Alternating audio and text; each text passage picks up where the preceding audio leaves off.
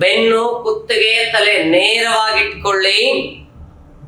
ನಿಧಾನವಾಗಿ ಬಲಗೈಯನ್ನು ನೆತ್ತಿ ಮೇಲೆ ಇಟ್ಕೊಳ್ಳಿ. ಎಡಗೈಯನ್ನ ಅದರ ಮೇಲೆ ಇಟ್ಕೊಳ್ಳಿ. ರೆಪ್ಪೆ ಮೇಲೆ ರೆಪ್ಪೆ ಇಟ್ಟು ಹಗುರವಾಗಿ ಕಣ್ಣುಗಳನ್ನ ಮುಚ್ಚಿ. ಬೆನ್ನಿನ ಕೆಳಭಾಗ, ಬೆನ್ನಿನ ಮಧ್ಯದ ಭಾಗ, ಕುತ್ತಿಗೆ ಭಾಗ ನೇರವಾಗಿರ್ಲಿ, ಸಮಾಧಾನ ಇರಲಿ. ಈಗ ಒಂದು ಬೌಲ್ ಮೆಡಿಟೇಷನ್, ಒಂದು ನಾದದ ಒಂದು ಧ್ಯಾನ. ಇಲ್ಲೊಂದು ಬೌಲ್ ಇದೆ, ಆ ಮೆಡಿಟೇಷನ್ ಅದ ಒಂದು ವಿಧಾನವನ್ನು ಕಲಿಯೋಣ. ನಿಮ್ಮೆಲ್ಲ ಮನಸ್ಸು ಆ ನಾದವನ್ನು ಕೇಳಿಸ್ಲಾಕ ಪ್ರಯತ್ನವನ್ನು ಪಡಿ. ನಿಮ್ಮ ಏಕಾಗ್ರತೆಗಾಗಿ, ಮನಸ್ಸಿನ ಏಕಾಗ್ರತೆಗಾಗಿ, ಇಂದ್ರಿಯಗಳ ಹತೋಟಿಗಾಗಿ, ನಿಮ್ಮ ಸ್ಪರ್ಧಾತ್ಮಕ ಪರೀಕ್ಷಾರ್ಥಿಗಳು ಆ ಪರೀಕ್ಷೆಯಲ್ಲಿ ಯಶಸ್ವಿಗಾಗಿ, ನಿಮ್ಮ ಜೀವನದಲ್ಲಿ ಬರುವಂತಹ ಹಲವಾರು ಪರೀಕ್ಷೆಗಳನ್ನ ಎದುರಿಸಿ, ಸಮಸ್ಯೆಗಳನ್ನ ಎದುರಿಸಿ ಮುನ್ನುಗ್ಗುವಂತ ಶಕ್ತಿಗಾಗಿ ನಾವೆಲ್ಲರೂ ಈ ಧ್ಯಾನವನ್ನು ಮಾಡೋಣ. ನೋಡಿ,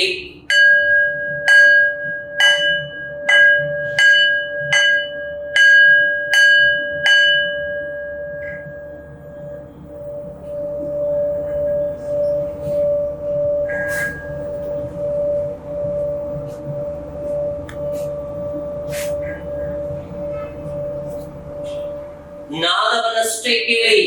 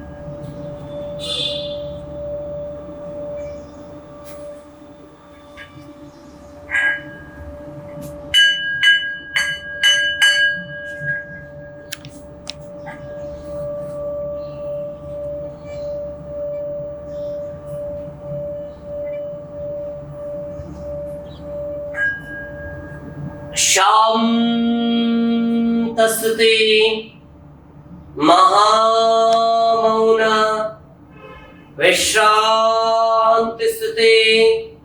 ನೋಡಿ, ಶಬ್ದಗಳ ನಾದ ನಿಮ್ಮ ದೇಹದ ತುಂಬೆಲ್ಲ ಕಂಪನ ಆಗಿರುತ್ತೆ.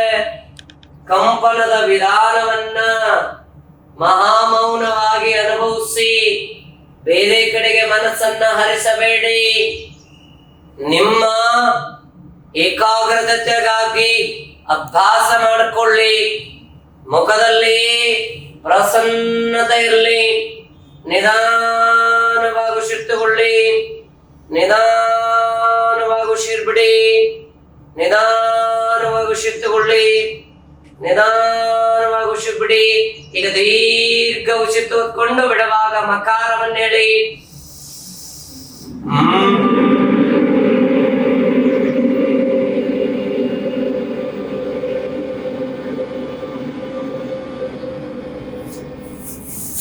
ಇನ್ನೊಮ್ಮೆ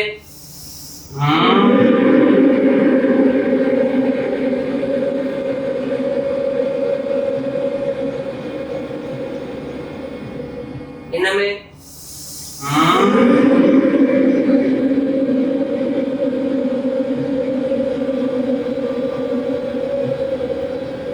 ಇನ್ನು ಜೋರಾಗಿ ಬರಬೇಕು.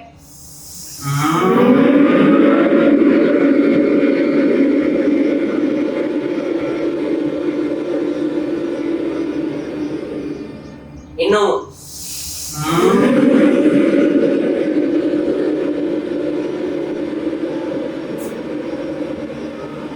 ಆರಾಮ್ಸೆ ದೇಹ ಗಮನಿಸಿ.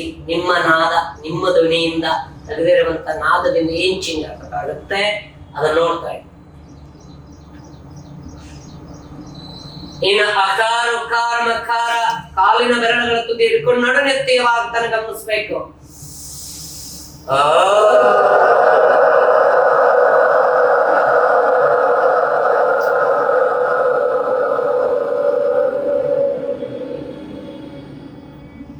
ಇನ್ನೊಮ್ಮೆ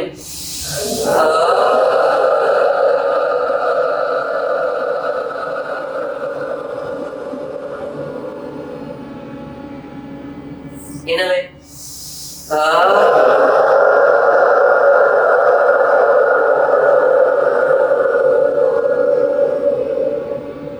ದೇಹವನ್ನು ಗಮನಿಸಿ. ನಡುನೆತ್ತಿಯ ಭಾಗದಿಂದ ಕಾಲಿನ ಬೆರಳುಗಳ ತುದಿ ತನಕ ಗಮನಿಸಿ. ಕಾಲಿನ ಬೆರಳುಗಳ ತುದಿಯಿಂದ ನಡುನೆತ್ತಿಯ ಭಾಗ ತನಕ ಗಮನಿಸಿ. ದೇಹವನ್ನ ಅಲಗಾಡಿಸ್ಬೇಡಿ. ಏನು ಬದಲಾವಣೆ ಆಗುತ್ತೆ ನೋಡ್ಕೊಳ್ಳಿ. ಮುಖದಲ್ಲಿ ಪ್ರಸನ್ನತೆ ಇರಲಿ. ತಾವೆಲ್ಲರೂ ಜ್ಞಾನದ ಸಂಪಾದನೆ ಮಾಡುವಂತ ಜ್ಞಾನ ಸಾಧಕರು ನೀವು. ಮತ್ತೆ ಎರಡೂ ಕೈಗಳನ್ನು ಚೆನ್ನಾಗಿ ಉಜ್ಜಿ ಮುಖದ ಮೇಲೆ ಸ್ಪರ್ಶ ಮಾಡ್ಕೊಳ್ಳಿ. ಸ್ಮೂತ್ ಆಗಿ ಮಸಾಜ್ ಮಾಡ್ಕೊಳ್ಳಿ, ಕೈಯಾಡಿಸ್ಕೊಳ್ಳಿ ಮುಖದ ಮೇಲೆ. ನಂತರ ಮತ್ತೆ ಕೈಗಳನ್ನು ಉಜ್ಜಿ ಸ್ಪೀಡಾಗಿ ಉಜ್ಜಿ ಭಕ್ಷೆ ಮಾಡಿಕೊಂಡು ಕಣ್ಣಿನ ಮೇಲೆ ಇಟ್ಕೊಳ್ಳಿ. ಪಟ್ಟಲಾಕಾರ ಮಾಡಿ ಕಣ್ಣಿನ ಮೇಲೆ ಇಟ್ಕೊಳ್ಳಿ. ಕಣ್ಣಿಗೆ ಹಸ್ತವನ್ನ ಕೊಡ್ತಾ, ಹಸ್ತಗಳಲ್ಲಿರುವಂತ ಶಾಖವನ್ನ ಕೊಡ್ತಾ ಅದೇ ಸ್ಥಿತಿಯಲ್ಲಿರಿ.